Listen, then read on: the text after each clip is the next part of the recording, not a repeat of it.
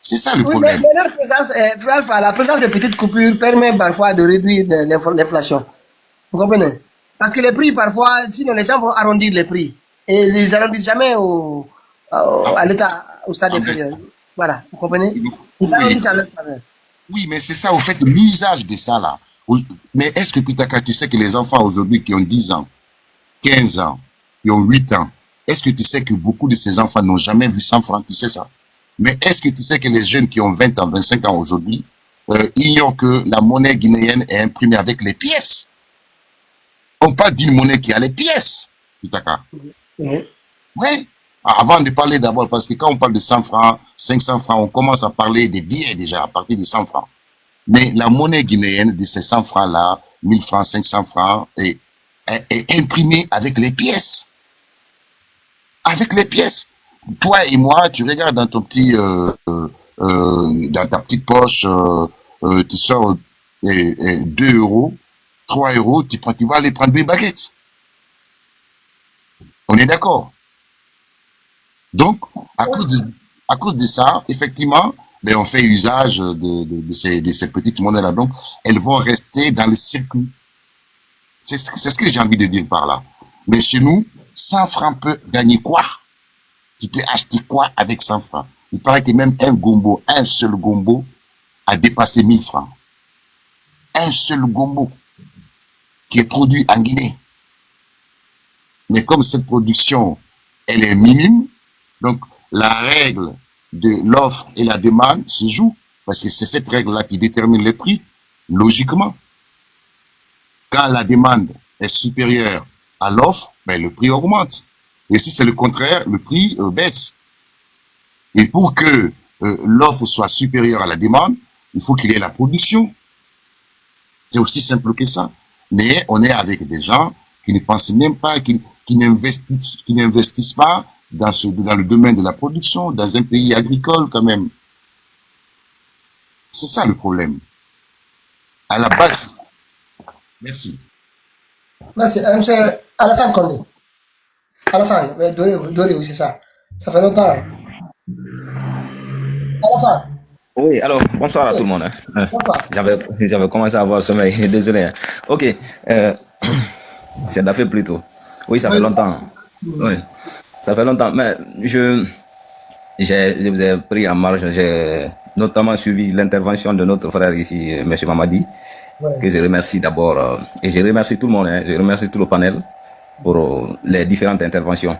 Maintenant, concernant, je vais commencer d'abord par rapport à ce qui se passe au long de nos frontières, parce que il faut signaler d'abord que nous avons constaté, disons, une situation similaire d'abord du côté de la Sierra Leone, où les militaires guinéens étaient partis arrêter leurs homologues de la Sierra Leone. En fait, c'est pratique. Moi, ça commence à m'inquiéter. Je ne sais pas réellement ce qu'on veut. Bon, dans un premier temps, il faudrait qu'on essaye de revoir la situation, parce que ce qui se passe, d'abord, du côté de la Sierra Leone, ce qui s'est passé, la zone, est-ce que la zone était une zone guinéenne? Parce que d'abord, ce que nous dénonçons ici, c'est l'injustice. Maintenant, que cette injustice soit de notre côté ou que ça soit ailleurs, là, on doit dénoncer. Maintenant, ce qui s'est passé aussi du côté de du Libéria, moi, je ne suis pas informé, en fait, je ne connais pas les frontières au niveau du Libéria, mais je voudrais d'abord savoir s'il y a quelqu'un ici, parce que mon frère Mamadi a parlé là, comme j'ai dit, vous avez pris en marge. Est-ce que réellement, au niveau des frontières là-bas, la zone où il y a eu, autour de laquelle il y a eu conflit, c'est une zone guinéenne ou libérienne? En fait, pour le cas libérien ou le cas sierra-léonais? Les deux. Le cas de la Sierra Leone, regardez ici. La première fois, ça a eu lieu ici, vers Kailaou. C'est à Yenga. Je l'ai expliqué ici brièvement parce que la Guinée a occupé là-bas pendant la guerre civile et tout le monde était d'accord. Et puis on a dit, rendez, Yenga appartient à la Sierra Leone, c'est reconnu. Tu comprends? C'est au niveau maintenant de la restitution que jusqu'à maintenant, ça fait des histoires parfois personne ne comprend. Et c'est pas seulement là, ils sont allés aussi au nord de la Sierra Leone ces derniers temps. Voilà, c'est ici. Tu vois? Ils ont quitté Farana, ils sont allés jusqu'à Falaba. Ils ont arrêté les militaires. Les derniers incidents là, du côté sierra-léonais, c'est ça aussi qui a été fait. Et cette fois-ci, En fait, entre la Sierra Leone et la Guinée et le Libéria, à partir du côté de Massa, à partir vers Macenta, là, c'est le fleuve Mano. Voilà, regardez le tracé de la frontière là. Le fleuve Mano voilà, qui fait la frontière entre les deux pays. De Macenta jusqu'à Guéguédou. De Macenta à Guéguédou, c'est le fleuve qui fait la frontière entre les deux pays, jusqu'au moment où ça entre la Sierra Leone. Et c'est là maintenant, il y a eu un incident entre deux. Moi, j'ai lu parce que la Guinée, personne n'en parle. Pour l'instant, les seules versions dont je dispose, ce sont les articles des journaux libériens ou des sites internet libériens, ceux qui en parlent. Et il y a aussi des vidéos qui quand même attestent ce qu'ils disent. C'est-à-dire, il y a eu un incident au niveau du dragage du fleuve parce qu'il y a une entreprise libérienne qui travaille de l'autre côté. Et ils draguaient, et les militaires guinéens, d'après eux, ont dit, écoutez ça, cette partie-là, regardez la différence, voilà. Regardez à ce niveau-là. Vous voyez? C'est lui qui filme là. Regardez là. C'est lui qui est en train de se filmer là, une minute. Il est du côté guinéen. Et ce que vous voyez là, c'est du côté libérien. Regardez la distance. Vous voyez? C'est-à-dire, voilà, vous voyez? Il n'y a même pas 10 mètres entre les deux pays. À certains endroits du fleuve Mano, il n'y a pas 10 mètres parfois. Donc c'est à ce niveau-là. Et les militaires guinéens ont traversé. Ils sont allés mettre un drapeau de l'autre côté au Libéria. C'est ce qui a créé l'incident. Et les villageois maintenant, les gens sont levés, ils les ont affrontés pendant plusieurs jours. Et là aussi, le Libéria cette fois-ci, eux aussi, ils ont déployé des troupes à la frontière aussi. Malgré, ils ont tout fait. Hein. Franchement, moi, j'ai essayé de suivre un peu ces 2 ou 3 jours l'évolution de la situation. Mais vous sentez vraiment que du côté guinéen, je ne comprends pas. À part du fait qu'on a compris maintenant qu'ils veulent trouver ce prétexte-là pour militariser définitivement la Guinée forestière. Ça fait quelque temps, moi, quelqu'un m'en avait parlé, j'hésitais, et puis j'ai commencé petit à petit à évoquer le sujet. Mais là, maintenant, on commence à voir que ça se précise. Il faut déployer suffisamment de militaires en Guinée forestière. Parce que d'après leurs calculs, les gens qui vont venir les déloger, certainement, ça viendra de ce côté-là. Voilà, mais c'est grave, hein. En tout cas, les Libériens aussi sont partis. Il y a eu quelques accrochages avec les militaires guinéens. Finalement, ils ont décroché le drapeau guinéen. Attendez une minute. J'avais montré les vidéos, hein, vous n'étiez pas là. Finalement, ils ont fini par décrocher le drapeau guinéen et traverser la frontière de l'autre côté. Mais la tension n'avait pas baissé. Hein. Ah, non, voilà, vous allez voir ici. Vous voyez, quand ils ont traversé, les Libériens ont fait la fête. Vous voyez?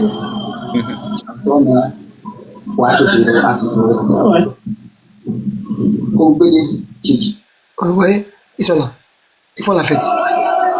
Donc ça, c'est de l'autre côté. De l'autre côté. Les militaires guinéens ont accepté de traverser. D'accord. Voilà. Ouais. Malheureusement, c'est ça la Guinée. Donc, ok. Par rapport à cette situation, c'est que, moi, de mon point de vue, ce que je vais dire par rapport à cette situation, franchement, il faut que les gens comprennent qu'on n'a pas besoin de tels conflits. On n'a pas besoin de tels conflits parce que d'abord, ces pays-là, que ce soit ces pays ou d'autres pays de l'Afrique de l'Ouest, quand on regarde les frontières entre les pays, c'est les mêmes communautés qui cohabitent là-bas. Oui. Quand vous prenez le cas de la Sierra Leone, par exemple, là où moi je connais très bien, où je suis né à Tassin, mon village, tout ça. voilà, mon village est bordé par le fleuve Corentin. Ce fleuve Corentin-là, de l'autre côté, c'est côté Sierra Leone, il y a un village là-bas qui a été fondé par l'un des frères. C'est que l'un des frères de celui qui a fondé notre village natal. En fait, ce sont les mêmes communautés. Les mêmes, de part et d'autre. De la basse côte, passant par le Fouta, la Haute-Guinée en partie, jusqu'en forêt. Voilà. Et il y a aussi la même chose. Ce sont les mêmes communautés. Donc, il faut qu'on évite les arts de conflit comme ça. Là. On ne peut pas, au même moment, avoir des incidents au niveau, comme on appelle, de la Sierra Leone, et au même moment, au niveau du Libéria. C'est pas logique. Il faut qu'on évite de chercher les problèmes par-ci, par-là. Nous avons des problèmes d'abord à l'interne, là-bas, entre nous. On essaye de trouver solution à ça d'abord, on n'arrive pas. Il ne faut pas qu'on essaye d'extrapoler les choses pour ramener des situations à ce que nous ne souhaitons pas pour notre pays. Parce que, comme on appelle, le voisinage est très important dans la culture africaine. Si on dérange tout le monde, à un moment donné, c'est pas bon. Il faut que les gens comprennent que ça, ce n'est même pas une affaire de l'opposition ou bien une affaire politique ou autre. D'abord, socialement, c'est pas bon pour nous. Parce que quand il y a eu la guerre dans ces différents pays-là, nous savons, dans le passé récent là, ce qui s'est passé. La Guinée a mobilisé, en tout cas s'est mobilisée en tant que frère pour ces pays-là. Oui. Donc, il faudrait que cette histoire-là soit gardée comme souvenir, bon souvenir pour nous. Ceux qui sont là aujourd'hui, malgré ce qu'ils nous font là, on n'accepte pas d'abord ça. Ce qu'ils nous font, les arrestations, n'est-ce pas, les kidnappings qui se passent chez nous, l'injustice à ciel ouvert qui se passe, tout le monde le sait, sauf ceux qui refusent de dire la vérité. Maintenant, s'ils outrepassent la limite de nos frontières pour aller infliger les mêmes pratiques aux autres, aux voisins, ça, d'abord, ce qui se passe chez nous, nous ne sommes pas d'accord. Ce qui se passera dans ce sens-là aussi, on ne sera pas d'accord. Parce que nous, on soutient, si c'est par exemple la Sierra Leone ou bien le Libéria qui est en fait, qui vient prendre avec force, insister sur une partie de notre territoire que c'est leur territoire. Là, nous avons un devoir civique, un devoir patriotique de leur dire que c'est pas logique. On n'acceptera pas ces genres de choses. Mais au même moment, il faut qu'on comprenne que d'abord, les frontières ont été tracées par les colons. Si les frontières ont été admises très longtemps comme ça, il faut qu'on accepte comme ça. Quels que soient les problèmes, parce que généralement, les problèmes de frontières, là, c'est autour des ressources. Si vous voyez qu'il y a conflit dans une zone... C'est la même famille, c'est les Kissiens, des deux côtés. Hein. Des deux côtés, c'est la même famille. Oui. Maintenant, mais si, généralement, j'ai fait une analyse. Généralement, quand on dit, souvent entre les pays là, quand il y a conflit autour d'une zone, soit il y a eu des études introspectives qui ont attesté qu'il y a une ressource qui est, disons, qui est en tout cas, qui pourrait, parce que d'abord on ne sait pas ce que c'est pas, mais je mets au conditionnel en fait, il y a des études peut-être qui attestent qu'il y a une ressource qui est censée être découverte dans cette zone. Maintenant, ça peut avoir, ça peut être dû à beaucoup de choses. Ça peut être dû. Non, Alassane, en fait, au niveau de cette affaire-là, au niveau de la Guinée, de Libéria et la Guinée, il n'y a pas. C'est un accident qui s'est passé là par rapport au. Et les militaires guinéens, c'est pas comme ils ont l'excès des ailes, ou je sais pas. Hein. En tout cas, il y a eu des plans comme ils ont décidé à Conakry. Mais sinon, de Guéguédou jusqu'à de Macenta là, tu vois, jusqu'à Guéguédou, la frontière entre les deux pays, c'est ce fleuve. Donc, du coup, il n'y a pas à dire ça nous appartient. Le fleuve, déjà, depuis le temps colonial. Ah, oui. Jusqu'au moment où le fleuve comme je l'ai dit de notre côté là-bas, au niveau de la Sierra Leone, en tout cas, de notre côté, le fleuve Corentin nous sépare de la Sierra Leone. Ça, il n'y a même pas de discussion autour des limites. C'est clair. C'est le fleuve qui traverse. Donc, maintenant, c'est le fleuve qui est retenu comme limite. Il n'y a même pas de débat autour. Donc, chez eux aussi, c'est la même chose. Donc, je ne vois pas de raison pour laquelle les Guinéens, les militaires guinéens se déplacent. Ils sont là, ils ont traversé, ils sont allés mettre leur drapeau là. Et les Libériens aussi, les civils sont venus, ils ont hissé leur drapeau. Juste à côté du drapeau guinéen. Tu vas voir le drapeau guinéen ici. Là, regarde. Tu vas voir, juste à côté. Ils sont, voilà, tu vois. Ils ont hissé, tu vois, le drapeau guinéen est là avec les militaires guinéens. Oui, je vois le drapeau. Tu vois, ils sont allés hisser le drapeau. Les autres aussi sont venus, ils ont hissé leur propre drapeau, juste à côté des civils. Avant l'arrivée des militaires, maintenant, les Libériens aussi ont militarisé la zone. J'imagine tout ça. Tu vois. Donc, il faut qu'on arrête ça. Nos voisins, ils sont là-bas, laissons-les tranquilles. Nos problèmes seront ça, entre nous. Le projet que tu as soulevé, si c'est dans leur programme de militariser les régions de la Guinée, pour pouvoir garder le pouvoir autant qu'ils veulent, ça c'est un rêve. Kisirigou, Guéguédou, Macenta, Beila, Lola, Zérokoré, Yomu, ils vont militariser tout ça. Parce que notamment, Simandou, c'est par cette partie. Déjà, le corridor, ils sont en train de militariser.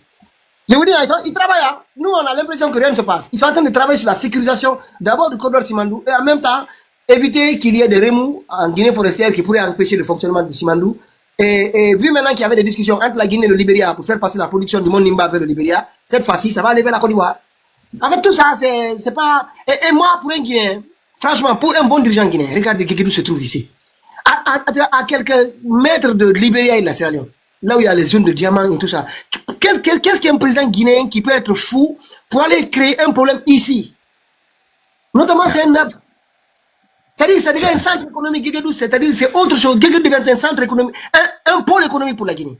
À cheval des trois frontières. Et c'est là maintenant qu'on va, on militarise, on crée des problèmes.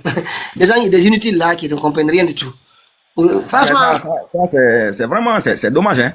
Franchement, il faut qu'on se revoie. Sincèrement, hein, ceux qui sont dans les affaires, ceux qui sont là, ils se sont parce qu'il faut le dire, il faut dire les mots tels qu'ils sont. Ils se sont accaparés le pouvoir en Guinée. Il faut qu'ils comprennent que le peuple, quelles que soient les stratégies qu'on adopte pour museler le peuple, à un moment donné, ça ne va pas marcher. Le peuple répondra. Disons, c'est que à force même, par exemple, une stratégie de guerre prouve cela. Quand vous museler les gens à un moment donné. Vous ne laissez pas de porte de sortie. C'est que vous les poussez jusqu'au mur. Les gens vont résister avec la dernière énergie. C'est que ils vont se dire, soit on vit ou bien c'est la mort. Par exemple, vous avez parlé, comment on appelle, j'ai écouté cela, vous avez parlé de, comment on appelle, de l'interdiction.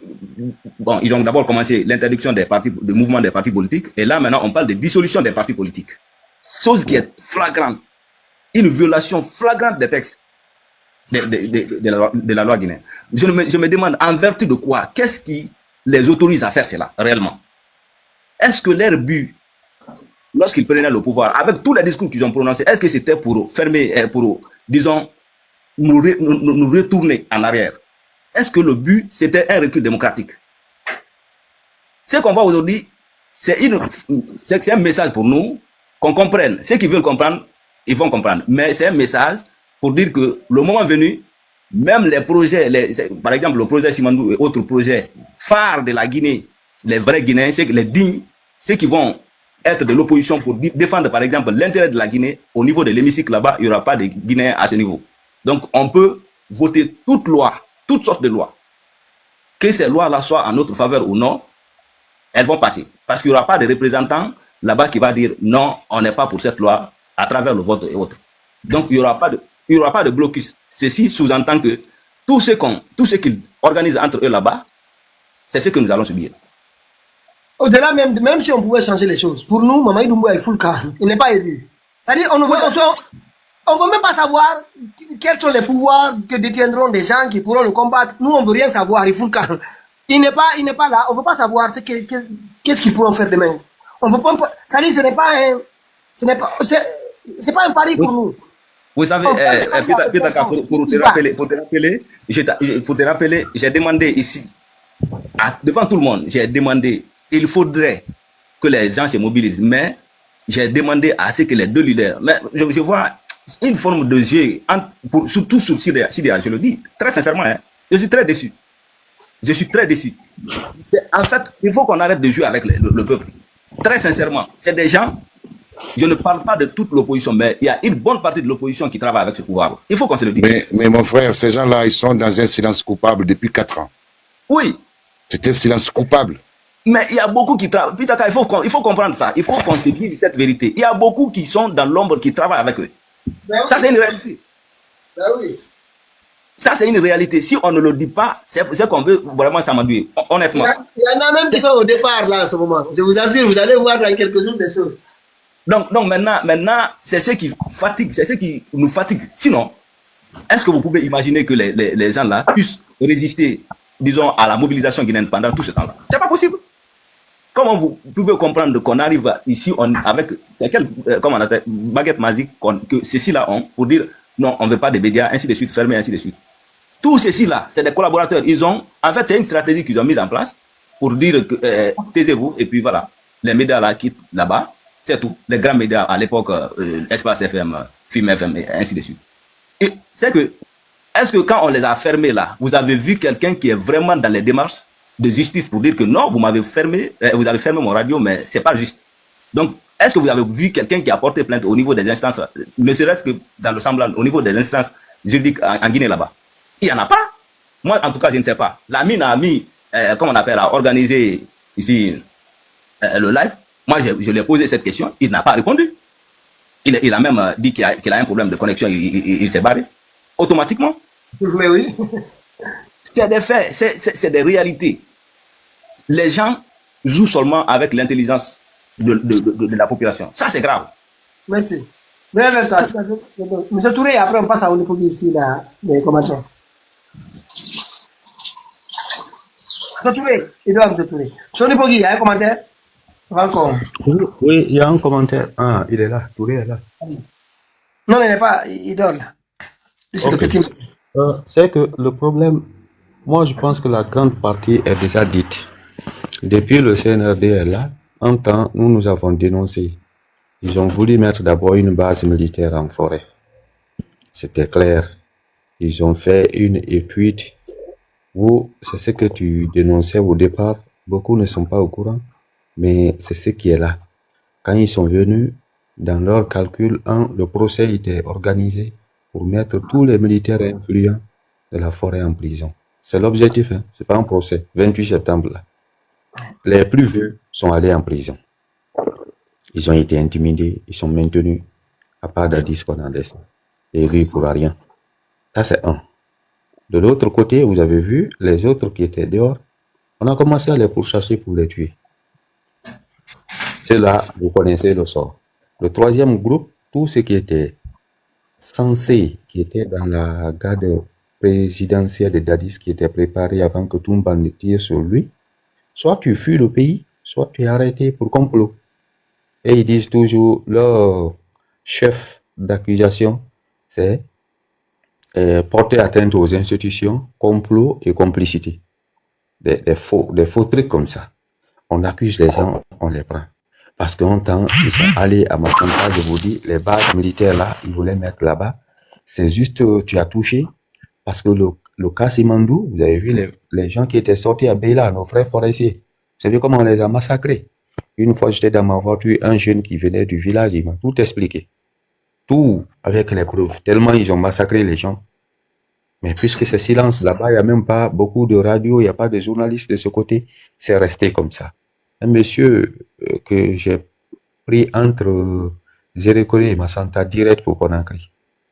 Il m'a tout expliqué. Pourquoi il fuyait?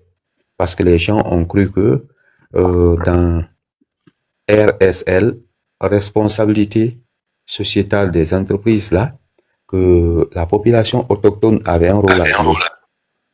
Donc, ils ont pris les gens à Conakry, déporté leurs frères des grandes villes, déposés directement au niveau de là-bas. Quand les gens se sont révoltés, mon frère, on les a massacrés. Je ne veux pas te parler de ça. C'est des trucs qu'on a toujours dénoncés. Alors, j'avais dit, je pense, c'était avec les autres. Le problème du coup d'État, c'est pas l'intérêt des Guinéens. C'est pas l'intérêt, ça ne servira à rien à la Guinée. C'est pour exploiter les mines d'or là. Et même si les gens vont se révolter vers Conakry, c'est pas ça.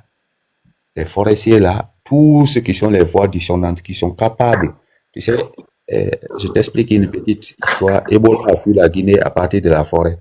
C'est quand les gens ont découpé les gens de la délégation à Momé là-bas, en mini morceaux, que la ligne rouge a quitté la Guinée.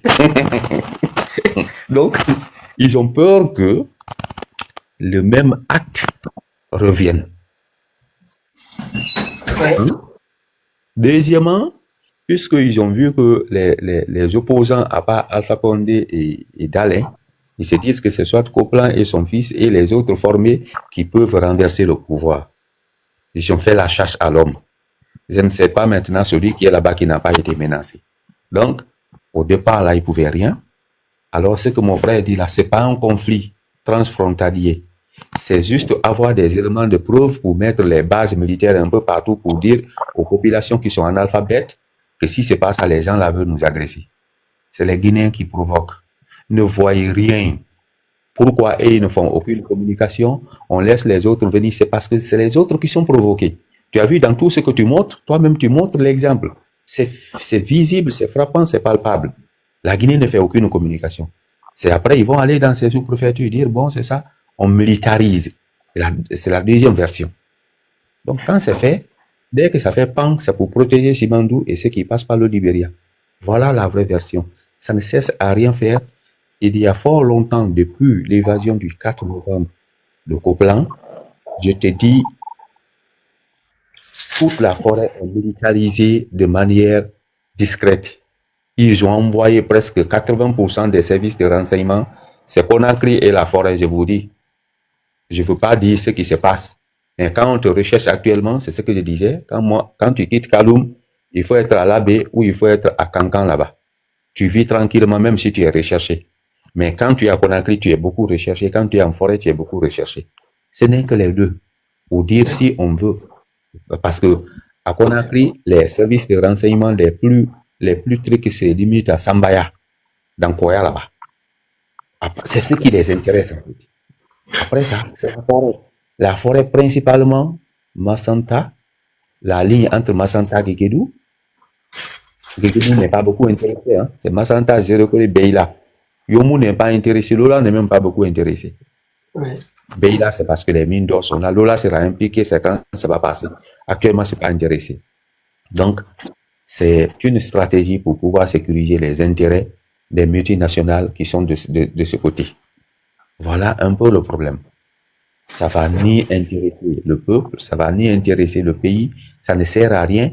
Si nos 15% là, ils se partagent, le restant là, c'est pour mettre en place toute stratégie qui puisse déranger les gens qui sont là pour exploiter les mines.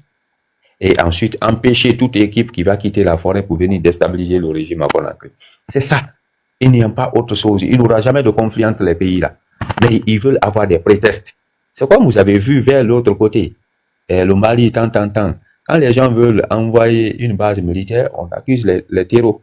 Maintenant, on formente quelque chose. Le résultat, la population a peur. Quand on envoie maintenant, il n'y aura pas quelqu'un qui va dire, tout le monde va dire, hey, nous, on veut être en sécurité. Autant, c'est pas leur sécurité.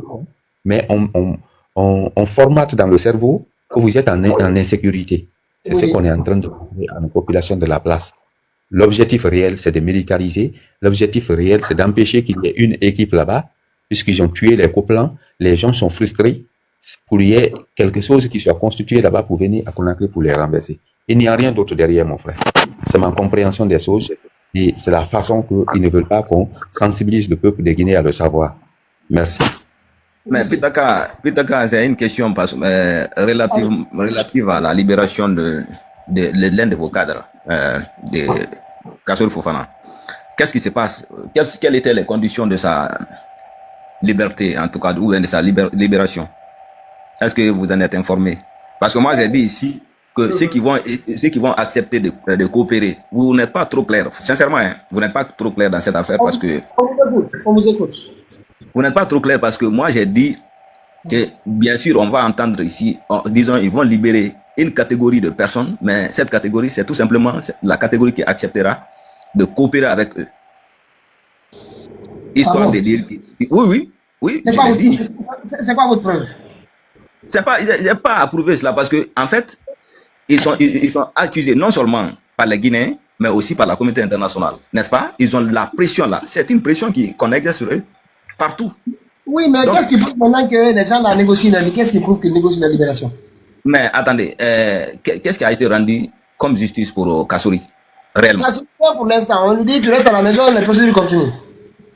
Ah, mais maintenant, pourquoi libère quelqu'un comme ça? Mon frère, il y a quelque chose qui se passe. Oui, maintenant, c'est à eux de nous expliquer ce qui se passe. Mais il y a la pression en ce moment-là. Déjà, tous les kidnappings dont on parle, Mamadi vient de dire que lui, il a été élu, il est président de la République, il faut redorer son blason, donner l'impression que c'est quelqu'un qui est rentré maintenant. Donc, il y a tout ça. Et maintenant... Oui, mais quel type de négociation toi tu penses? Si la négociation... Par exemple, selon mes informations, l'une des conditions était qu'il ne devrait pas paraître dans les médias, parler par exemple. Ça, c'est une injonction. C'est pas une injonction. Il ne doit pas s'adresser aux médias jusqu'à la fin de la procédure. Donc, vous trouvez ça normal? Mais non, dans un pays normal, non. Pourquoi il accepte?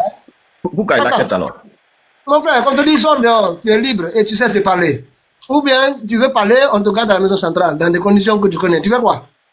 Oui, mais c'est ce que j'ai dit. J'ai dit ceux qui vont accepter de coopérer avec eux. Est-ce que tu comprends l'illusion? Ça donne l'impression qu'ils ont marchandé quelque chose. Oui, mais c'est la négociation. Même sur ce plan-là, c'est la négociation. Tu ne dors pas à la maison centrale dans les conditions dans lesquelles les gens sont incarcérés. Et tu sors dehors, tu ne parles pas qu'à faire la procédure. Qu'est-ce que tu peux faire? Non, de toute façon.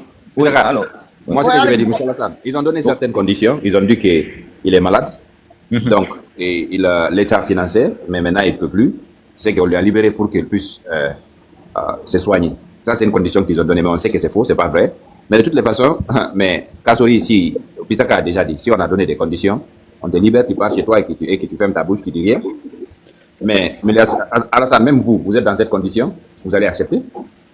Ça ne veut pas dire que peut-être il a accepté tout avec ces gens-là. Et aussi, tous les moyens sont bons quand il est en prison de sortir.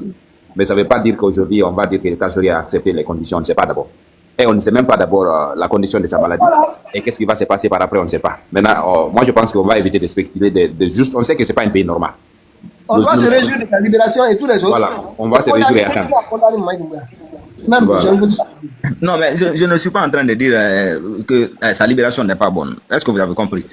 Mais non, sa libération n'est pas bonne dans un pays normal parce qu'on ne doit pas libérer. Peut-être on devait le juger et nous dire si il a été Voilà. accusé, tout ça. Voilà. On Parce devait que l'acquitter dans avant. un pays Voilà. normal, si quelqu'un est accusé d'une telle malversation financière, normalement, on doit savoir est-ce que réellement la personne est-elle coupable ou non.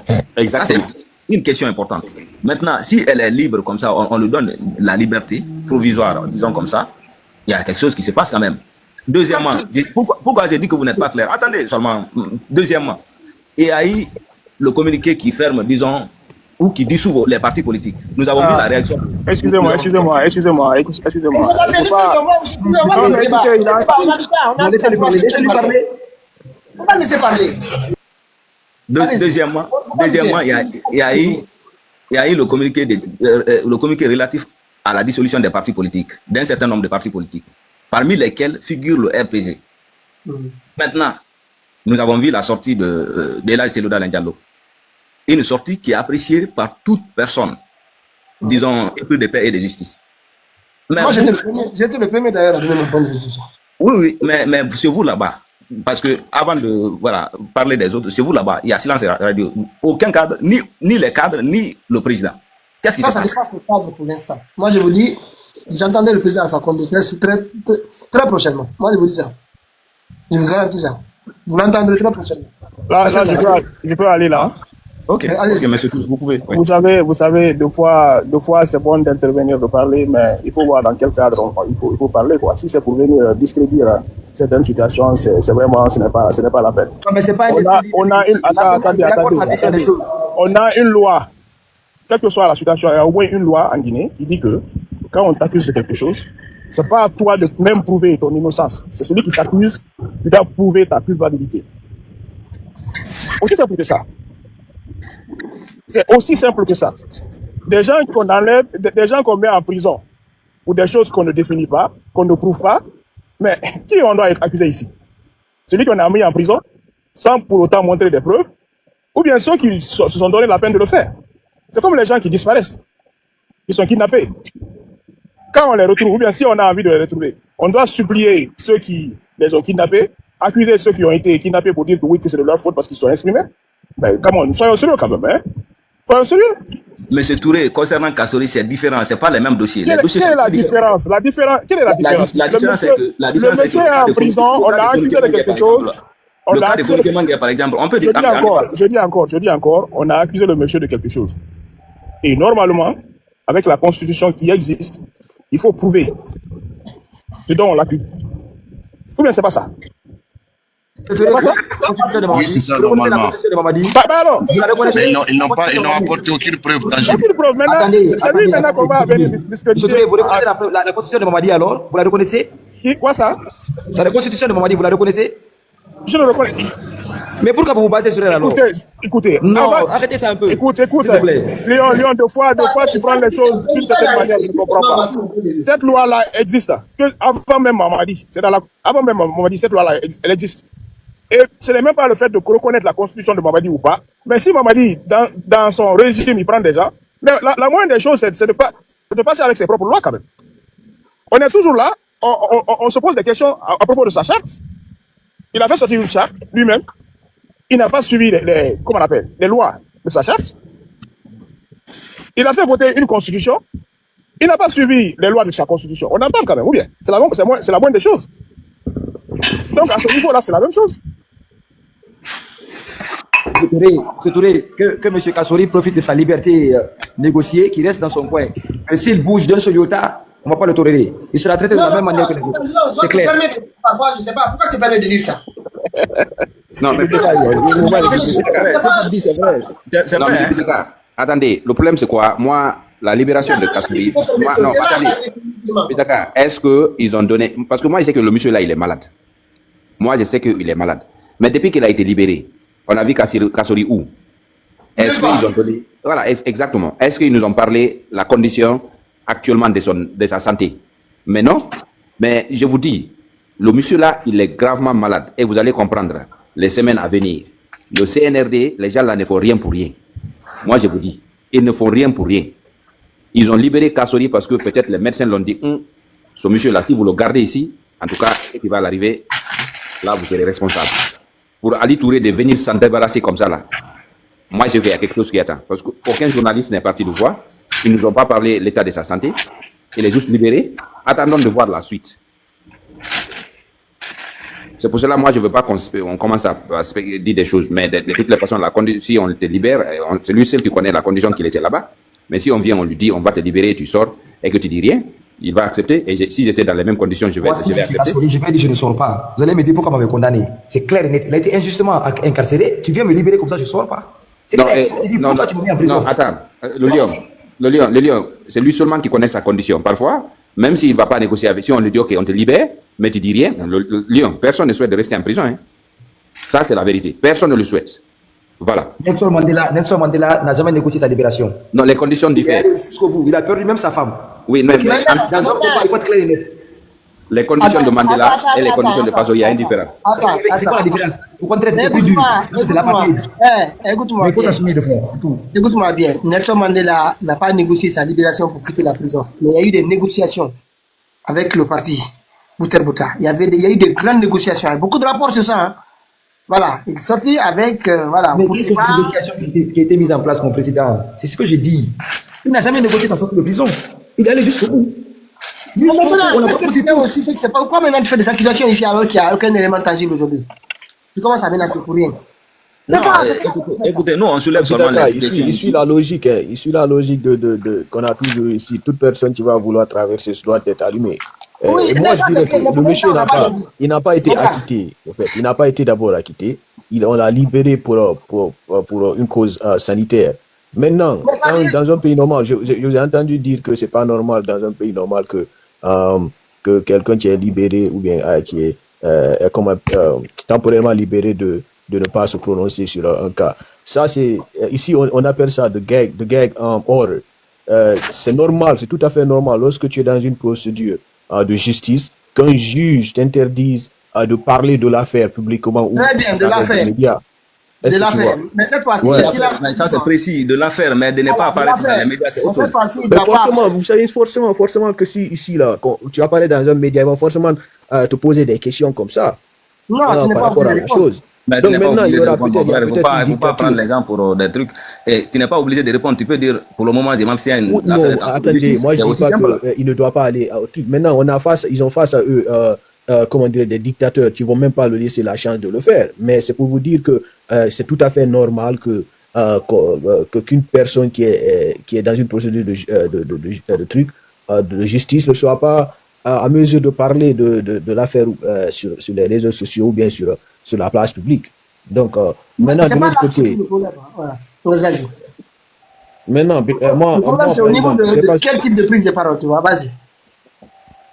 Non, c'était ce que j'avais à dire par rapport à ça. Maintenant, je voulais juste répondre un peu sur le problème des conflits là, organisés ou orchestrés par le CNRD au niveau des frontières. C'est comme ce que tu as dit, Pitaka. Moi, tout récemment, là, ces derniers jours, j'ai pensé à la même chose.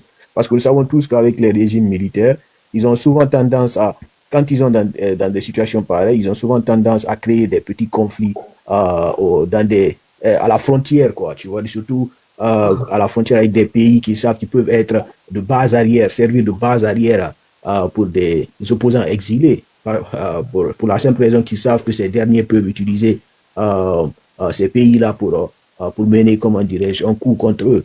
Donc c'est connu de tous, surtout qu'on sait que la zone Mano River, cette région-là a toujours connu ce cycle-là de tension entre pays. Donc pour moi, le CNRD, c'est une stratégie, parce que moi je ne peux pas comprendre qu'ils quittent de la Sierra Leone et directement c'est au Libéria encore qui vont créer une autre tension. Donc pour moi, c'est soit faire cela pour intimider ces pays voisins dans le sens de les décourager à accueillir ce système ou bien ce réseau anti-putschiste qui sera orienté vers eux. Vous voyez, donc c'est une stratégie pour moi. C'est aussi une manière aussi de distraire les gens par rapport à la situation actuelle du pays. Raison pour laquelle je vais rebondir encore un peu sur cette crise de liquidité. Pour moi, c'est quoi? Je vais donner un exemple simple. Vous savez, quand vous construisez une maison et que vous essayez de mettre une canalisation d'eau, vous voyez, les éléments à mettre en place, c'est la tuyauterie, n'est-ce pas?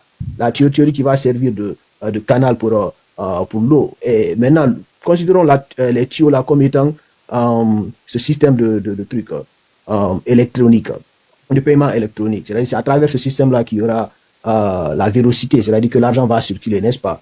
Maintenant, pour qu'il y ait cette circulation-là, il faut vraiment mettre en place, comme je l'ai dit, ce système qu'ils sont en train d'en parler. Maintenant, de l'autre côté, si vous mettez en place la tuyauterie et que à la fin de ce travail-là, vous ouvrez le robinet et que le robinet, vous ne trouvez aucune eau à travers le robinet, c'est pas le système de tuyauterie que vous allez déjà d'abord accuser en premier lieu. Ça, c'est un symptôme. Maintenant, la première des choses à faire, c'est quoi? C'est la cause, peut-être sans doute, le château d'eau que vous avez.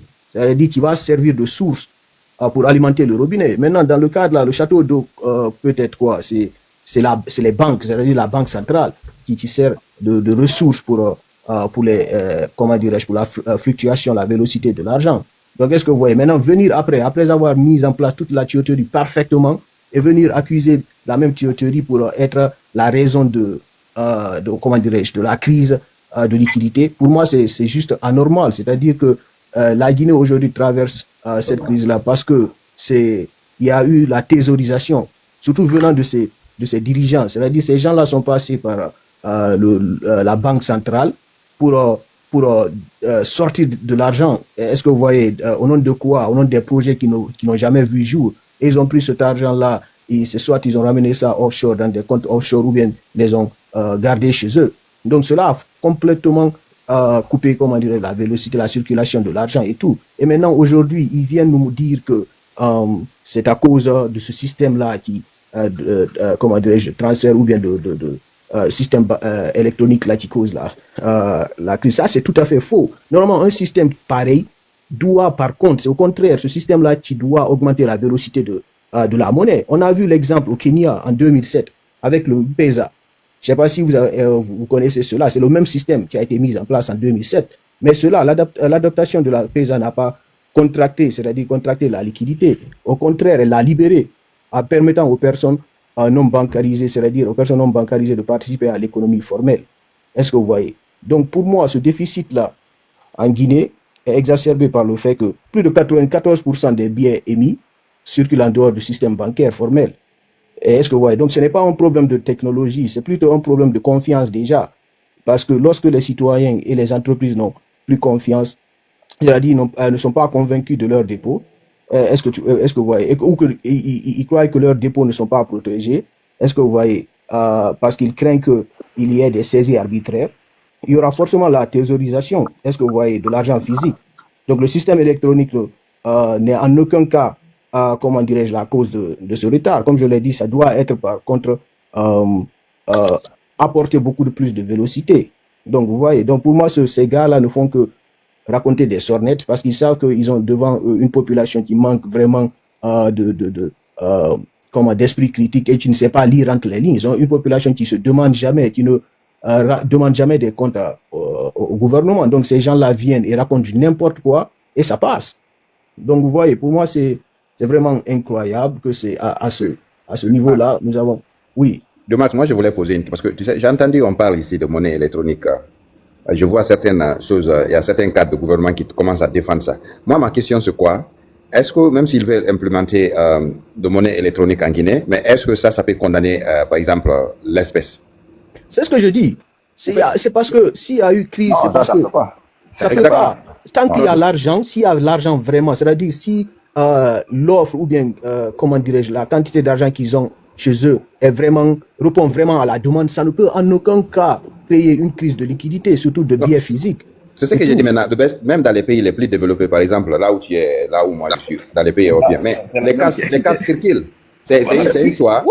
C'est un choix. Si par exemple, quand je pars pour acheter, c'est un choix si je veux payer avec ma carte ou bien si je veux payer avec cash. Et si on me donne de l'argent aussi, je peux me demander tu veux cash ou bien tu veux transfert. Ça, c'est un choix. Voilà, mais pour dire, parce que c'est ce que je n'arrive pas à comprendre. Les cadres qui viennent dire, nous supportons ça parce que les monnaies. Mais ça n'a aucun sens. Ça n'a aucun sens ce qu'ils sont en train de dire. C'est tellement bête de telle sorte que... C'est ce que je dis. Monsieur Makalo, c'est parce qu'ils savent que là, ils ont devant une population qui est vraiment naïve. Parce que s'il y a l'argent, en aucun cas, ce système-là ne peut créer une crise de liquidité. Ça n'a Non, pas de sens, au non, fait. au fait, s'ils avaient ils peuvent mettre un système. Par exemple, quand tu viens dans les cash électroniques, on peut te dire que tu peux pas retirer plus de 5 millions par jour. Il y a une limite. Est-ce que tu comprends? Maintenant, si tu veux récupérer plus que ça, il faut que tu partes dans les banques. Je vais vous dire, le système de Mamadi, c'est comme le système de Ben Ali en Tunisie. Comment on appelle ça? C'est la famille présidentielle qui prend l'économie en otage. Donc, il n'y a qu'un seul clan de personnes qui ont toute l'économie de pouvoir de l'État qui circule. Donc, maintenant, dans ce pays, pour faire quoi que ce soit, il faut être rallié à ce clan de personnes. Mais tu n'es rien. C'est tout. L'argent circule juste parmi un petit clan de personnes. C'est ce qui s'est passé en Tunisie avec le clan Ben Ali. Toutes les entreprises gérées sont gérées par le clan de Mamadi. C'est tout. Et soit tu es avec eux, soit tu es contre eux, tu n'as rien. C'est pourquoi tous les opérateurs économiques aujourd'hui sont des tapettes de Mamadi. Tout ce que vous voyez aujourd'hui dans ce pays sont devenus des tapettes parce que tout est centralisé par un clan. C'est ça le problème. Regardez, Tout l'argent circule parmi eux. même en Suède, presque tout est passé. Ils sont dans un système presque là où il n'y a pas de cash. Est-ce que tu voyais? Mais cela n'a pas créé une crise de liquidité. Au fait, tant qu'il y a l'argent dans les caisses, c'est-à-dire dans la banque centrale, qui répond aux demandes, ce système-là ne peut pas causer une crise de liquidité, au fait. Et par contre, ça doit même augmenter la vitesse de circulation de la valeur, ce qui est de la monnaie. Mais ces gens-là, au fait, je vous dis que c'est une foutaise, au fait. Ils savent vraiment que le peuple là est naïf, n'a pas aussi la maîtrise des choses. C'est pourquoi ils racontent du n'importe quoi. Sinon, un gars, tu peux sortir nous dire que c'est à cause de ce système qu'ils veulent implanter qu'il y a une crise. C'est un peu plus ignorant, Ouais, c'est tout. mais aussi de masque, mais aussi ce que tu dois comprendre. Si nous prenons ce système-là, Gawal est en train de parler, mais c'est impossible. C'est impossible que ce système-là soit implanté en Guinée. C'est Voilà, impossible, il y parce a qu'on pas ne peut pas dire un d'éléments taximan. nécessaires. On peut pas dire un taximan. Par exemple, quand moi je prends le taxi, disons, de l'aéroport jusqu'en ville, je paye avec un... Mais comment on peut créer ça comme ici? C'est impossible ce qu'il est en train de Surtout dire. aussi qu'il n'y a pas d'Internet. Il n'y a pas d'Internet. Et puis le pays entier même, comment est-ce que... Au fait, moi je pense que les gens là, ils vivent dans le rêve, un rêve bête. Et ils Ils sont vont pas là... installer le système, les gens vont faire leur choix. Celui qui veut faire en électronique, il fait en électronique. Tout. Gawal est venu ici, vous avez Mais parlé de Pitaka, Télécom. en aucun cas, ça peut créer une crise. Au fait. Ça n'a rien à voir avec la structure économique. Au fait. Ça n'a rien à voir. C'est juste un système électronique. Attends, je vous donne un exemple ici, rapidement. Regardez cette fille-là que je montre ici. En fait, c'est ce qui circule aujourd'hui sur les réseaux. Ils ont commencé à ethniciser un peu le problème. Leur incapacité à gérer cette crise de liquidité, ils savent ce qu'ils ont fait en allant puiser dans les réserves des banques primaires dans la banque centrale. Et ensuite, ils ont dilapidé ça avec des armes et les manifestations des Mamaya. Et aujourd'hui, ils se retrouvent, et les banques n'ayant plus d'argent, suffisamment d'argent, et se retrouvent en difficulté, y compris de restituer les fonds des clients quand ils en ont besoin. Et qui a poussé la plupart d'entre eux de dire maintenant, on ne dépose plus rien à la banque. Nous, on avait même demandé à des gens, plusieurs mois, un an avant, on dit arrêtez de déposer de l'argent. Gardez le minimum à la maison. En francs guinéens aussi. En francs guinéens, gardez, parce que ce qui arrive là, ça va être extrêmement grave. Maintenant, cette fille, non seulement il n'arrive pas à juguler cette crise, et la fille, elle est allée chercher des bureaux d'Orange Money partout. Elle a retrouvé un bureau. Il se trouve que dans ce bureau, c'est un peu qui gère le bureau d'Orange Money. Elle dit qu'elle avait circulé, vous allez l'écouter, hein. Elle le dit à Soussou, je vais traduire aussi avec vous. D'ailleurs, je mets la vidéo, puis on en parle, c'est mieux. Voilà.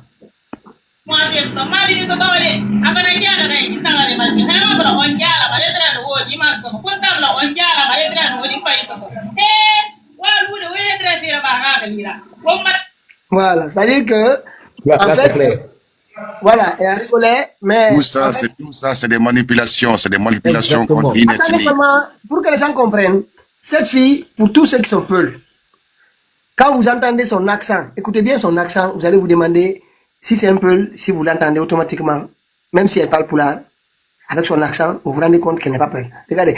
Donc ça veut dire que, voilà. Son accent tout de suite, on sent qu'elle n'est pas peul. Donc ça veut dire que si le monsieur ne voulait pas lui donner son argent, étant donné que son accent déjà prouve qu'elle n'était pas peul, il allait refuser, il allait continuer à dire non, il n'y a rien, il n'y a pas d'argent. Même si tu return au il va dire return au tu n'es pas mon frère. Mais ce n'est pas le cas. Et ils se mettent maintenant à exploiter ça. Parce que moi, si elle avait un accent poulard bien prononcé, je dis oui, pourquoi pas, peut-être qu'il y a quelque chose quand même qu'il va falloir fouiller et poser des questions. Mais son accent, même si elle parle poulard, son accent déjà l'identifie de non-peul. Donc, si la personne D'accord. était animée par dire que je ne donne l'argent qu'à des peuples, la personne allait continuer à refuser. Vas-y, Puis vas-y. d'accord, même si c'était le cas, même si c'est la personne, Non, supposons c'est que la sûr qu'on personne allait l'a faire. fait, et C'est truc, sûr que ça allait faire. pourquoi Comprends? utiliser les conséquences pour comme étant cause de cette truc au fait? Parce que là, ils Ouais. essayent juste de dire que non, la cause de cela peut-être est due à une communauté et tout. Même si c'était le cas, le gars a dit que non, que lui, il va pas donner à quelqu'un d'autre. En quoi cela est la cause de cette crise-là, au fait? Au fait, c'est une manipulation qu'ils sont en train de faire, au fait. Moi, pour moi-même, il faudrait même pas se perdre du temps sur ces Voilà, il faut débats pas se comme ça. La concentrer cause sur est ça. là. Parce que cause la est là réalité est depuis que... Non, ça fait du bruit, hein. Ça fait du bruit partout. J'ai vu dans les voilà. Donc, on doit déminer de temps en temps quand il y a des questions de ce type-là. Non seulement ils doivent nous dire pourquoi on doit compter sur Orange Money alors que des banques existent dans ce pays. Où sont partis Peter, c'est les- comme accuser Orange Money.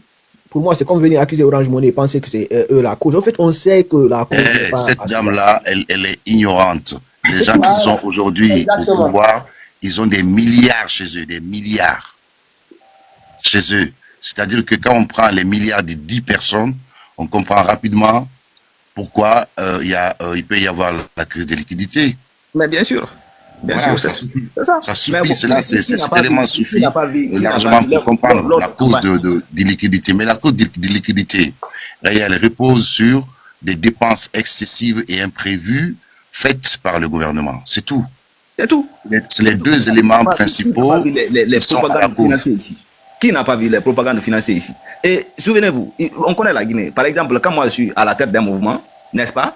Ce que je demande, ce n'est pas la totalité que j'ai distribuée à mon équipe.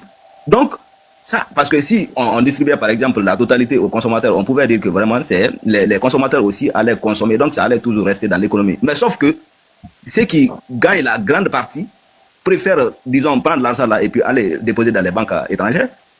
C'est ce qui se passe réellement. Dans le C'est cave, ça. dans le cave, dans le cave. Oui, oui. Mais c'est ce qui se passe. Ils vident nos coffres forts, après maintenant ils viennent accuser les gens. Mais, Voilà, c'est ça, c'est ça. Ouais. mais Amara, maintenant, Amara, Baouri, Ousmane Gawan, Mamadou Doumbouya, vous là, même la case de vos grands-mères, on va creuser.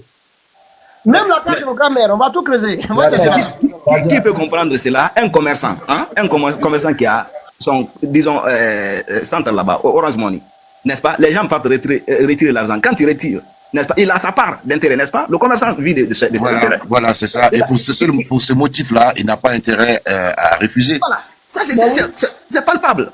Qui peut refuser parce que c'est pas ma communauté? Alors que toi-même, tu sais que tu vis de tes intérêts. Ton intérêt est dans ça. Pourquoi tu refuses? Mais oui. Réellement. Je Pourquoi vais, tu je vas- vais vous dire, je vais vous dire que l'argent des Guinéens aujourd'hui sont dans les maisons des dignitaires du CNRD. Deuxièmement, si vous savez pourquoi il n'y a plus d'argent dans ce pays-là? Parce que la plupart des entreprises qui évoluent dans ce pays, ce sont des entreprises étrangères. Donc tout ce qu'ils gagnent, ils rapatrient dans leur pays. Tous les entreprises guinéennes, les jeunes Guinéens qui évoluent dans les secteurs des mines et tout ça, ils ont pris tous les contrats. Ils vous disent que ces gens, c'est des égoïstes. Hey, vous ne comprenez pas ce qui se passe dans ce pays-là. Vous êtes là à raconter quoi que ce soit. Le professeur Alpha Condé, quoi que je dise contre lui, il avait donné la chance à plusieurs jeunes Guinéens d'entreprendre dans ces zones, dans cette entreprise. Vous comprenez un peu donc aussi que ces entreprises gagnaient, c'était dans les banques guinéennes. Ils investissaient en Guinée, ils paient des impôts à ce pays-là. Mais ces petits voyous-là, ces petits complexés, à cause des pots de vin, mais ils sont en train de vendre ce pays-là à un bon prix. À un bon prix. À des étrangers. Donc, Mais là, c'est ça, la tous les fonds On sont a rapatriés attiré à l'extérieur de la Guinée. Attendez, il va finir. Attendez, il va finir. Vous comprenez un peu? Donc, ce que vous prenez à la légère là, le cas que M. Pitaka est en train de toucher là, c'est un cas qui est très très important. Ils vont instrumentaliser cette affaire là, ils vont braquer les gens contre une autre communauté. Hey, c'est le plan qui est mis en place. Arrêtez de blaguer, ce pays est en train de s'enfoncer droit dans un mur. Mais on est là, on ne comprend pas la stratégie qui est mise en place. Je vous ai dit que c'est le PDG qui revient dans ce pays là. C'est des stratégies, il faut approuvir le peuple. PDG. C'est le PDG qui est là. Et Allah. Mais sortons dans la démocratie, dans l'hypocrisie. C'est le PDG, c'est le même système qui est là. Regardez, il fonctionne comme le PDG, même chose, même père, même mère. Il faut accuser une communauté pour se braquer contre eux. Et c'est ce que Touré a fait. Il traite les gens de traite. Le système là, il est bien mis en place. Ils suivent juste le système. C'est un projet qui a été mis en place. Vous ne comprenez pas, ils suivent étape par étape. Nous, on est là, on les regarde. Mamadi continue. Mamadi, je vous ai dit que c'est un fantôme. Mamadi ne gère rien dans ce pays. Il ne gère absolument rien. Il y a un petit groupe ethno qui est autour de Mamadi. Personne n'a pas été premier ministre dans ce pays. Pourquoi ce parti est là? Le PDN. Ousmane Kaba. Pendant 15 Asseyez-vous mois. et regardez ce pays-là. Asseyez-vous et regardez ces gens-là. Je vous dis que tout est fabriqué. Hey, ce pays-là, on sera là, on sera traité d'étrangers dans ce pays-là. Allons-y seulement. Le premier signe qui a commencé d'abord, c'est le changement du nom de l'aéroport. Ahmed Sékou Touré. Ça déjà, c'est une insulte. C'est passé aux yeux. Personne n'a vu ça. Personne n'a vu ça venir. On était là, on a regardé. Mamadi est venu changer ça. Tout le monde a applaudi. J'ai dit, vous n'avez rien compris. Vous connaissez qui est Sékou Touré? Donnez le nom de l'aéroport à quelqu'un comme Sékou Touré, une vitrine nationale, l'entrée d'un pays, un indicateur, un sanguinaire. Non, il a déjà le palais présidentiel. Ça suffit, tu vois? Voilà. Oui. Le palais Après, on vient présidentiel. encore là. Mais on est là, on est. Allah. Hey, je sais que moi, c'est pourquoi moi je veux dire que moi, regardez ce qui se passe les cadres au sein de l'armée, la mise en place d'une milice. Hey, c'est qu'elle a, c'est une milice. C'est une escadron de la mort. J'ai dit ça ici, matin, midi, soir, les gens n'ont jamais compris. J'ai dit que Mamadi et Amara sont une mise en place dans ce pays-là. Et deux petits voyous qui manipulent tout le monde. Deux petits voyous, des parvenus.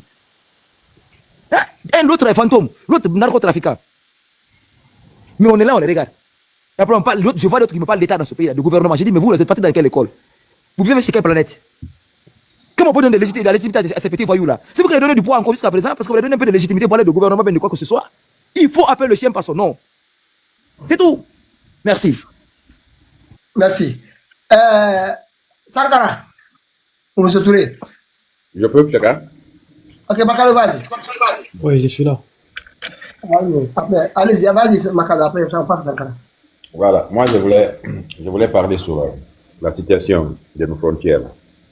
Ouais. C'est pourquoi je ne vais pas trop parler de ça. Vous savez, les gens, Mamadi, je ne comprends pas si c'est qui le conseille là, si on le conseille très bien. Mais moi, je pense que peut-être ça, c'est une diversion qu'ils veulent faire. Ils veulent juste créer des problèmes frontaliers pour, juste peut-être, ils pensent que quand ils créent ça, toutes les personnes même qui ne le supportent pas vont se concentrer à parler de ça ou bien à supporter son idée pour dire... Non, Makalo, il y a des informations. Ils sont en train d'occuper la forêt. Je te dis, il y a une militarisation. Ils sont en train de militariser la forêt. Non, c'est qu'il oublie que les deux pays-là, c'est des pays déjà qui connaissent les stratégies de la guerre. Ils sont... Regardez, le Libéria, c'est pas la population qui a pris ça en main, c'est eux.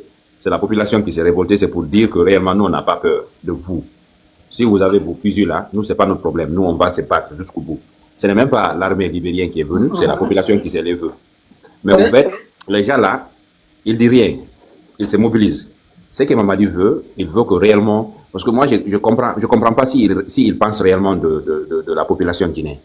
Et nous connaissons les lieux là, c'est des... Peut-être que toi, tu connais l'histoire un peu de la Sierra Leone et de Libéria. La plupart des gens là, c'est des gens qui étaient des rebelles avant. Donc, voilà, tu ne peux pas venir avec tes fusils, tu vas les effrayer. Et ça, tu es en train de mettre la population guinéenne qui sont tout près et qui cohabitent avec ces gens-là, tu les mets en danger. Parce que quand les gens là commencent eux aussi à répliquer, ça c'est la population contre population. Et qui va perdre? C'est la même communauté, c'est ça qui fait mal. Exactement. C'est pour cela que j'ai dit, il faut qu'on traite ça avec une manière professionnelle et de faire comprendre que tout ce que les gens là en train de faire, ça n'a rien à voir avec les Guinéens. Donc, c'est ce qui va nous aider. Parce que quand ils déclenchent ici un problème, tous les côtés vont perdre. Mais c'est la Guinée qui va perdre le plus. Donc nous ne voulons pas de ça. Et je pense que c'est une manière de nous faire une diversion. Mais ils ont compris qu'ils ne vont pas réussir. Donc, moi je sais que les deux pays, c'est des pays frères. Les trois pays là, c'est des pays frères. Même communauté. En fait, ils veulent utiliser le prétexte là pour dire, voilà, il existe des tensions entre la Sierra Leone et le Libéria et la Guinée. Donc on est obligé d'envoyer des militaires à Guéguédou, Pays-là, voilà, tout cet endroit-là, notamment la partie ouest et sud-ouest de la Guinée. Et pourtant, il n'y a pas de tension. C'est pour cela que j'ai dit, Pitaka, le Libéria, ils ont montré que c'est la population qui s'est levée. Nous n'avons pas vu un militaire libérien là-bas. C'est pour montrer qu'il ne peut pas nous dire que c'est entre militaire et militaire. C'est impossible. Parce que les Libériens là, ils réfléchissent bien. Les Sierra Leonais, ils ne sont pas comme eux. Ils sont venus aussi attraper les militaires Sierra Leonais, pas parce que la Sierra Leone ne veut pas riposter. Mais ils ont refusé et ils ont dit non, on va pas faire comme eux. Voilà, ils ont négocié, ils ont relâché les militaires là. Donc ils ne peuvent rien nous dire que réellement c'est les militaires là sont en train de... Non, on ne peut pas accepter ce qu'ils veulent faire. Entre les trois pays là, il y a la paix, les gens se comprennent bien, dans les frontières, il n'y a aucun problème. Donc, ils ne vont pas créer un problème ici, il n'y a pas de problème. C'est nous maintenant qui va véhiculer le message pour les faire comprendre. Nous parlons avec des Sierra Leonais qui véhiculent des messages, ils sont en train de véhiculer des messages, et on va commencer de parler aussi avec les Libériens aussi, pour qu'ils véhiculent des messages. Ils vont comprendre que ça, c'est le CNRD qui veut créer un problème, sinon il n'y a pas un problème entre nous. C'est tout. Maintenant, quand il s'agit de liquidité, ce que la femme l'a fait, moi hier, ma réponse c'est quoi, MNTU? Si elle veut envoyer ça à côté de l'ethnique, c'est son problème. Parce que tu peux pas forcer des gens. Quand tu viens de faire un retrait, quand on dit qu'il n'y a pas, il n'y a pas. Même s'il y en a, si la personne refuse à te donner, mais quel est le problème? Donc la dame, elle a fait une vidéo naïvement comme ça, mais moi ce que je veux faire comprendre aux gens, c'est que l'accent de la dame déjà prouve qu'elle n'est pas peur. Donc si le monsieur ne voulait pas lui donner de l'argent, il avait déjà identifié. Il n'allait dire non, il n'y en a pas. Comment? Exactement, exactement. Mais c'est qu'il n'arrive pas à comprendre Pitaka. Lui, je ne sais même pas, quand tu viens, tu dis Diarama, on te donne. Mais il ne sait même pas, même au Fouta. Monsieur Alassane, Par exemple, à Mamou. Moi, j'ai envoyé de l'argent pour ma mère, elle n'arrive pas à récupérer jusqu'à présent. Jusqu'à présent. Mais M. Alassane a dit un élément important par rapport à ce sujet-là. Ces gens-là, ils vivent de ça. Il n'a aucun intérêt de refuser parce qu'à chaque fois qu'il y a un intérêt, il a son petit pourcentage là-dedans. Voilà, il n'a aucun intérêt. Donc, c'est vraiment, c'est des chimères. Mais il y a un autre aspect. Monsieur Alpha, il y a autre chose qu'il ne comprend pas. C'est pas tout le monde qui envoie l'argent. Il y a de ces personnes ici, tu peux donner de l'argent, ils ont des bureaux, ils ont de l'espèce de là-bas. Tu les donnes de l'argent ici, après, ta famille va aller récupérer l'espèce. Ça n'a rien à voir avec Orange Money. C'est ce que je ne peux pas comprendre. Ça n'a rien à voir avec Orange Money. Moi, je fais Orange Money ici. Vous allez être asphyxié ici. Attendez, Pitaka, qui a financé les élections? C'est la propre gestion qui les a les banques. Pitaka, ils ont vidé les banques. Il n'y a rien dans les banques. Rien, absolument rien. Ils ont vidé les banques. Ils ont pris de l'argent. Regardez Ousmane Gawal aujourd'hui, qu'est-ce qu'il est en train de faire? Est-ce que vous connaissez qu'il est en train de... Peut-être même ils sont en train d'acheter des maisons partout, dans le monde entier. Ils ont vidé les banques. Aujourd'hui, il y a eu combien de voitures qu'il a achetées? Il est en train de distribuer. L'argent là vient d'où? Les centres, aujourd'hui, on n'a pas de chantiers. Regardez même lorsqu'il venait Pitaka, il y a eu combien de jeunes des jeunes qui pouvaient créer d'autres emplois. Maintenant, non. L'emploi maintenant qu'ils créent, c'est de venir chanter pour Doumbouya. Tu as une maison, tu as une voiture, c'est tout. Mais les banques sont vides. Les banques sont vides, il n'y a rien. Les gens là ont tout mangé. Ils ont tout mangé. Et pourtant... Comment ça se passe la liquidité quotidiennement? Bon, vous savez, ici, tel que vous voyez en temps réel, c'est effectivement que ça se passe. Vous voyez les publications, vous voyez les vidéos, c'est comme ça. Mais je pense, moi, de tout ça là, je voulais faire une petite intervention là, avant de dormir, parce qu'à Conakry, il est presque 4h10. Ouais. Je commence à avoir sommeil. Ouais. Allô? Oui, on est là, on écoute. Voilà, c'est qu'il y a une sensibilisation. C'est que les débats sont bien et là où nous sommes arrivés, il y a une notion que les Guinéens doivent savoir. Vous allez constater ça. Et ça fait partie de ce qu'on débat là, maintenant, à l'instant T. Vous savez, ce qui est difficile, c'est quand vous êtes avec des gens qui sont des miroirs en face et qu'on les apprend à faire ce qui gouverne. C'est un lobby qui est derrière Mamadi. Donc, sur ça, ce que nous avons appris avec nos partenaires, et il faut que les gens soient au courant de ça. Parce que depuis que Mamadi est venu, vous avez constaté ça. Il n'avait pas d'expérience. C'est ce que vous êtes en train de voir actuellement, que nous qui sommes au pays, on est en train de vivre. Il faudrait que chacun chasse effectivement que nous sommes avec les puissances qui sont derrière ces multinationales et qui nous manipulent. Et ça, c'est pas Mamadi qui fait, tout est calculé à la lettre, que le Guinéen s'adapte à la chose réelle. Parce que ce qui se passe, chaque fois quand vous allez voir l'échiquier que l'on fait, on fait ça en stratégie du leadership, c'est ce qui est en Guinée. On appelle ça la manipulation de masse. Les Guinéens n'étaient pas habitués à ça. La manipulation de masse, il faut que tous les activistes, tous les politiciens et toutes les parties prenantes sachent de quoi on parle. Vous voyez, quand Mamadi est gravement malade, hein, après on crée quelque chose. Les gens restent à parler de ça, ils oublient la maladie de Mamadi. Après encore, on crée quelque chose. Donc, c'est les notions-là que les Guinéens, surtout les grands débatteurs, devraient avoir en tête. En manipulation de masse, il y a 10 stratégies de manipulation de l'opposition.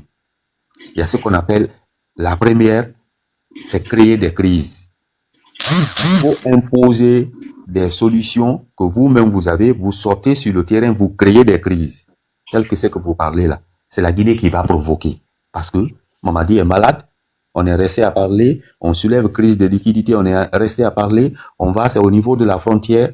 Donc, le lobby qui est derrière Mamadi les apprend à faire. On crée des crises. Une fois on est en train de créer des crises, ça c'est la première option. On fait ce qu'on appelle la stratégie du différé. Vous avez créé une crise, les gens sont en train de discuter de la crise. Vous restez là, vous créez autre crise dans la crise. Hein? Il est plus facile d'accepter un sacrifice futur qu'un sacrifice immédiat. Vous comprenez un peu? Il y a une première crise où les gens veulent s'adapter à ça. On crée une autre crise, les gens veulent s'adapter même à la nouvelle donne.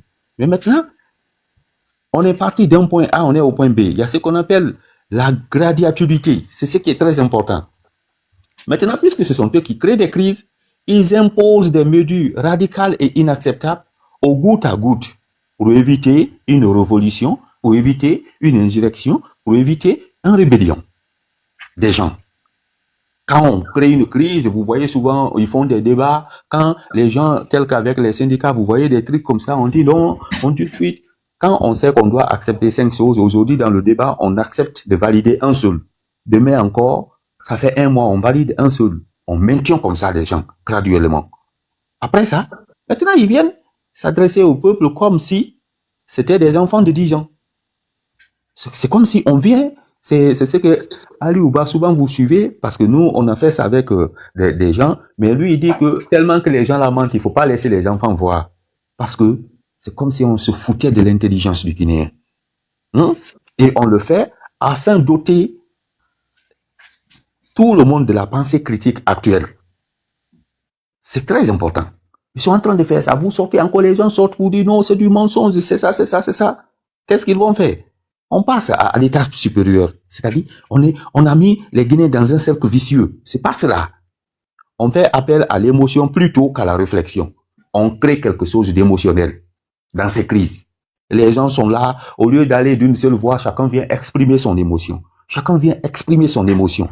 Ça devient encore compliqué parce que les gens, à cause des émotions personnelles, c'est un mécanisme qui va déclencher les peurs, les pulsions et les décisions dictées par l'instinct de chacun plutôt que par le raisonnement. Vous voyez maintenant que vous êtes dans un débat, chacun, c'est son émotion, c'est sa pulsion qui le débat. Le vrai débat est posé. Les gens sont en train de laisser le débat pour aller dans l'autre sens. Ah, ça, on profite de ça pour passer à la vitesse supérieure, qui n'est autre chose que quoi? Maintenir le public dans l'ignorance et la bêtise. Maintenant, tout le monde voit que le vrai sujet à débattre est resté là.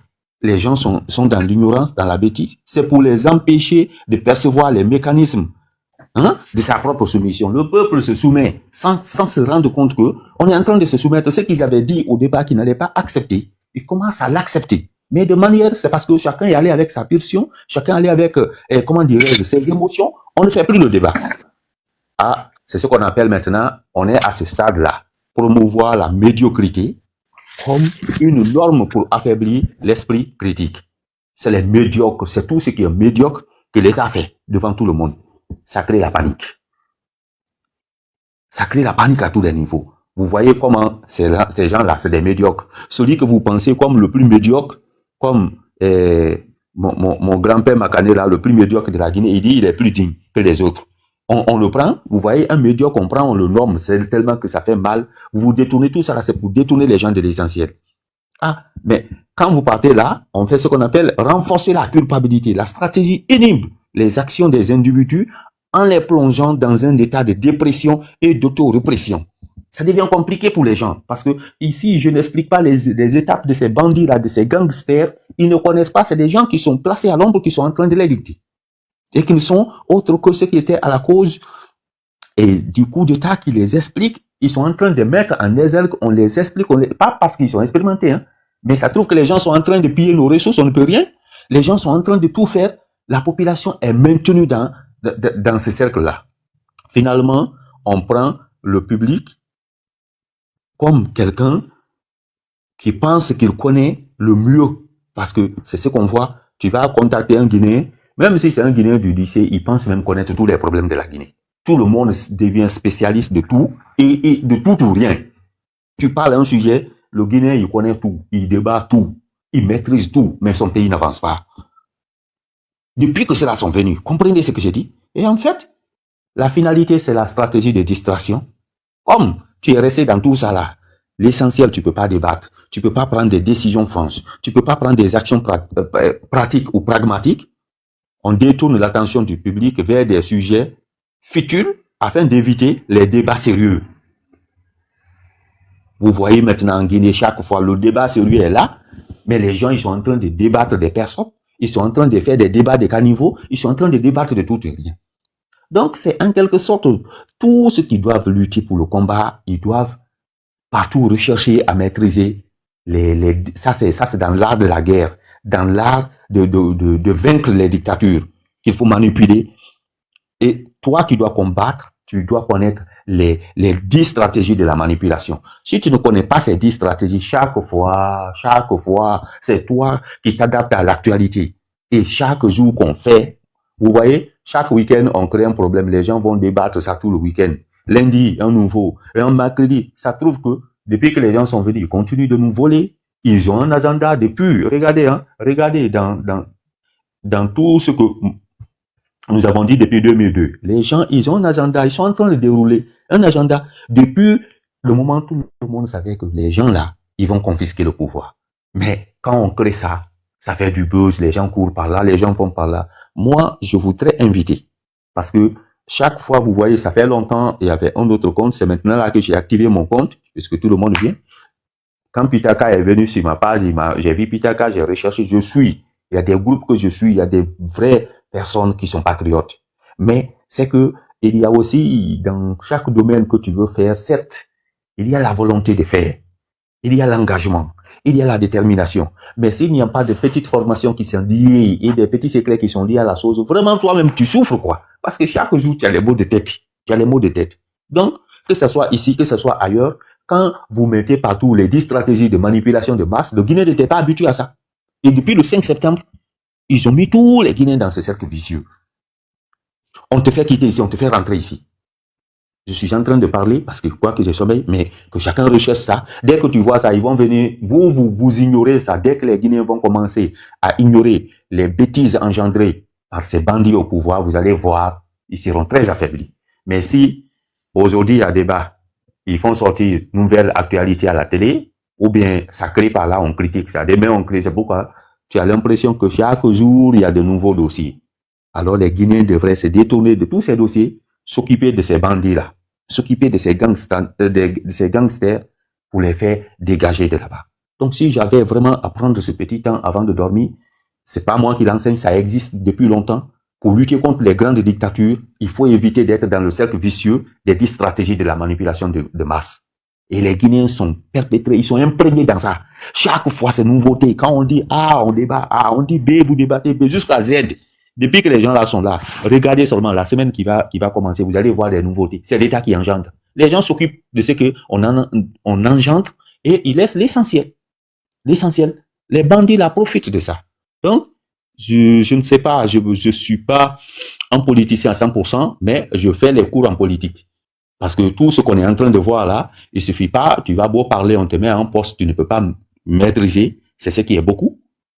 Tout ce que tu fais, il faut faire une petite formation. D'autres vont même se former beaucoup dans ça, mais aller rechercher ces trucs-là, les manipulations de masse, c'est quand tu peux maîtriser ça que tu peux lutter contre un dictateur. Sinon, tous les grands dictateurs, leur point faible, c'est ça. C'est parce qu'ils savent manipuler les gens, ils savent les faire rouler à chaque fois, les maintenir dans la pauvreté et les maintenir dans ce cercle-là. Donc, je voudrais que, je ne suis pas enseignant, nous tous, on l'apprend.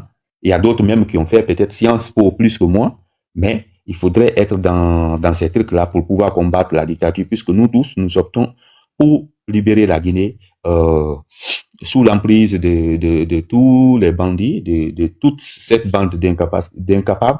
Alors, j'invite tout le monde à aller sur ça. Rien qu'une semaine, vous allez voir, ils vont créer des choses. Vous-même, vous allez dire, ah, les gars là, non, on connaît ce qu'ils font. Parce que sur toutes les plateformes, je me connecte. Je ne dis pas que c'est tout le monde, mais 80% s'occupent de l'actualité et ça va pas finir. Si on doit chercher les gens là, laissons l'actualité là. Occupons d'eux. Les autres là, ça vient même personne ne parle. Ça vient personne ne parle. Dès un mois seulement, c'est fini. Ils vont commencer à dire, ah, là où on est là, ils ne seront jamais en sécurité. Mais plus on crée l'actualité, les gens s'occupent de l'actualité de chaque jour. Les bandits là,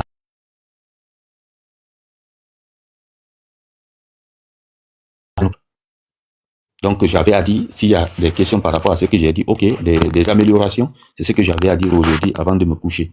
J'ai au moins 15 à 20 minutes parce que il est maintenant 4h24 en Guinée ici. Merci.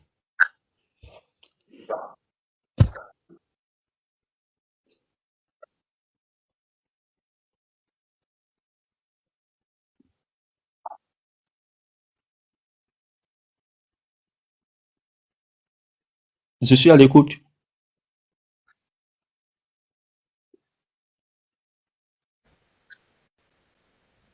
On fait la même remarque. Quand on essaie de voir aujourd'hui... J'avais été éjecté du live, tapoté. Ah, ok.